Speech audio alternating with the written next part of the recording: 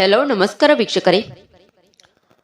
ನಿಮ್ಮ ವ್ಯಾಲ್ಯೂ ಹೆಚ್ಚಿಸಬೇಕಾದರೆ ಈ 27 ವಿಷಯ ಗಮನದಲ್ಲಿಡಿ. 1.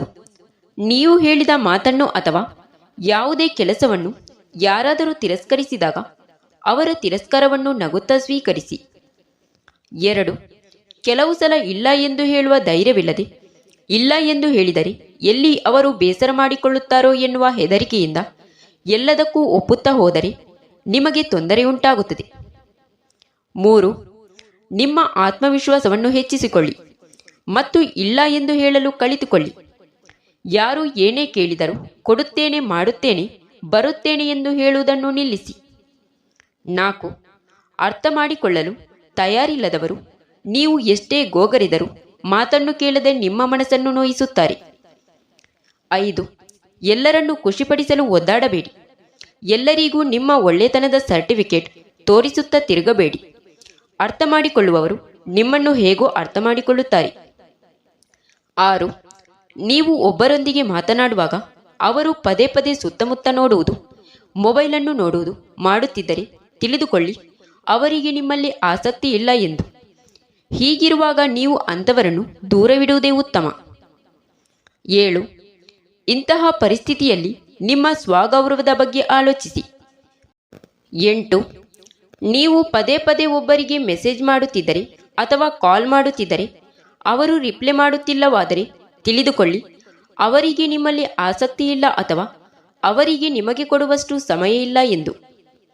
9. ಇಡೀ ದಿನ ನಿಮ್ಮ ಕೆಲಸಗಳತ್ತ ಗಮನ ಕೊಡಿ. ಯಾವುದಾದರೊಂದು ಕೆಲಸದಲ್ಲಿ ಬ್ಯುಸಿಯಾಗಿರಿ. 10.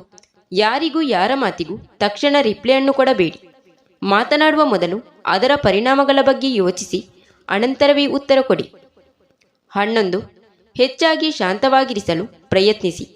ಶಾಂತವಾಗಿರುವುದರಿಂದ ಯಾವುದೇ ನಿರ್ಣಯವನ್ನು ಸರಿಯಾಗಿ ತೆಗೆದುಕೊಳ್ಳಲು ಸಹಾಯ ಮಾಡುತ್ತದೆ. 12. ಯಾರಿಗೂ ಯಾವ ವಿಷಯದಲ್ಲೂ ಜ್ಞಾನವನ್ನು ಕೊಡಬೇಡಿ.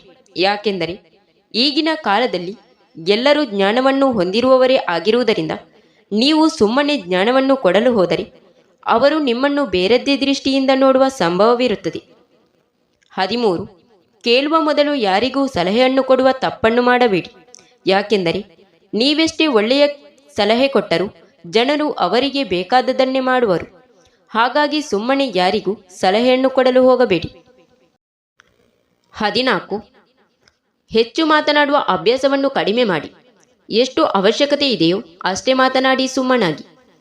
ಇತರರ ಮಾತನ್ನು ಕೇಳಿಸಿಕೊಳ್ಳಿ, ಆದರೆ ನಿಮ್ಮ ಧ್ವನಿಯನ್ನು ಕೇಳಲು ಅವರು ಚಡಪಡಿಸಬೇಕು ಅಷ್ಟು ಲೆಕ್ಕಾಚಾರದಲ್ಲಿ ಮಾತನಾಡಿ. 15. ಯಾರಾದರೂ ನಿಮ್ಮನ್ನು ಅವಮಾನಿಸಿದಾಗ ಅದರ ಉತ್ತರವನ್ನು ಹೇಗೆ ಕೊಡಬೇಕು ಎಂದರೆ ಇನ್ನೆಂದೂ ನಿಮ್ಮ ವಿಷಯಕ್ಕೆ ಬರುವ ಧೈರ್ಯ ಮಾಡಬಾರದು. 16. ಯಾರ ಹಿಂದೆಯೂ ಅತಿಯಾಗಿ ಓಡಾಡಬೇಡಿ, ಅಂದರೆ ಯಾರ ಗುಲಾಮರಾಗಬೇಡಿ. ನಿಮ್ಮ ವೈಯಕ್ತಿಕ ವ್ಯಕ್ತಿತ್ವವನ್ನು ಬೆಳೆಸಿಕೊಳ್ಳಿ.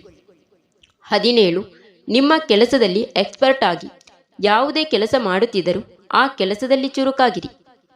18. ಯಾವುದೇ ಕೆಲಸದಲ್ಲಿ ಸದಾ ಮುಂದೆ ಇರಲು ಪ್ರಯತ್ನಪಡಿ. 19. ಕಾರಣವಿಲ್ಲದೆ ಬೇರೆಯವರಿಗೆ ನಿಮ್ಮ ಸಮಯವನ್ನು ಮೀಸಲಿಡಬೇಡಿ. 20. ನಿಮ್ಮ ಹೇಳಿಕೆಗಳನ್ನು ಪದೇ ಪದೇ ತಿರುಚಬೇಡಿ ಅಥವಾ ಮಾತನ್ನು ಬದಲಾಯಿಸುವ ಕೆಲಸವನ್ನು ಮಾಡಬೇಡಿ. 21. ಇತರರು ಒಳ್ಳೆಯ ಕಾರ್ಯಗಳನ್ನು ಮಾಡಿದಾಗ ಪ್ರಶಂಸಿಸುವುದನ್ನು ಮರೆಯಬೇಡಿ. 22. ಜೀವನದಲ್ಲಿ ಮುಂದುವರಿಯಲು ಸದಾ ಪ್ರಯತ್ನಿಸುತ್ತೀರಿ. 23. ಎಲ್ಲಕ್ಕಿಂತ ಮೊದಲು ನಿಮಗೆ ನೀವೇ ಗೌರವ ಕೊಡಿ. ಯಾರ ಎದುರಿಗೂ ನೀವು ನಿಮ್ಮ ಬಗ್ಗೆ ಕೀಳಾಗಿ ಮಾತನಾಡಬೇಡಿ. ನೀವೇ ನಿಮಗೆ ಗೌರವ ಕೊಡುತ್ತಿದ್ದರೆ ಇತರರು ಕೊಡುತ್ತಾರೆಯೇ? 24. ನಿಮ್ಮ ಪರ್ಸನಾಲಿಟಿಯನ್ನು ಸುಧಾರಿಸಿಕೊಳ್ಳಿ. ಶಿಸ್ತಾಗಿ ಇರಿ ಮತ್ತು ಶಿಸ್ತಿನ ಬಟ್ಟೆಗಳನ್ನು ಧರಿಸಿ. 25. ಹಾಗೆ ಬೇರೆಯವರ ಹತ್ತಿರ ನಿಮ್ಮ ವೈಯಕ್ತಿಕ ವಿಷಯಗಳನ್ನು ಕೂಡ ಎಂದಿಗೂ ಹೇಳಿಕೊಳ್ಳಬೇಡಿ. ಮಿತ್ರ ಶತ್ರುವಾಗಲು ಬಹಳ ಸಮಯ ತಾಕುವುದಿಲ್ಲ. 26. ಬೇರೆಯವರ ಎದುರಿಗೆ ನಿಮ್ಮ ಕಷ್ಟಗಳನ್ನು ಎಂದಿಗೂ ಹೇಳಿಕೊಳ್ಳಬೇಡಿ. 27. ಇತರರನ್ನು ಭೇಟಿಯಾಗುವಾಗ ಮಾತನಾಡುವಾಗ ನಿಮ್ಮ ಸ್ವಂತ ವ್ಯವಹಾರಗಳಷ್ಟೇ ಪರಿಗಣಿಸಿ. Thank you for watching. ಸ್ನೇಹಿತರೆ, ಇಂತಹ ಯೂಸ್ಫುಲ್ ಇನ್ಫಾರ್ಮೇಷನ್ಗಾಗಿ ನಮ್ಮ ದಿವ್ಯಾಸ್ ಬುಕ್ಸ್ ಆಫ್ ಯೂಟ್ಯೂಬ್ ಚಾನಲ್ನ ಸಬ್ಸ್ಕ್ರೈಬ್ ಮಾಡಿಕೊಳ್ಳಿ. ವಿಡಿಯೋಗೆ ಒಂದು ಲೈಕ್ ನೀಡುವುದನ್ನು ಮರೆಯಬೇಡಿ. ನಿಮ್ಮ ಅನಿಸಿಕೆಗಳನ್ನು ಕಮೆಂಟ್ ಮೂಲಕ ತಪ್ಪದೇ ತಿಳಿಸಿ.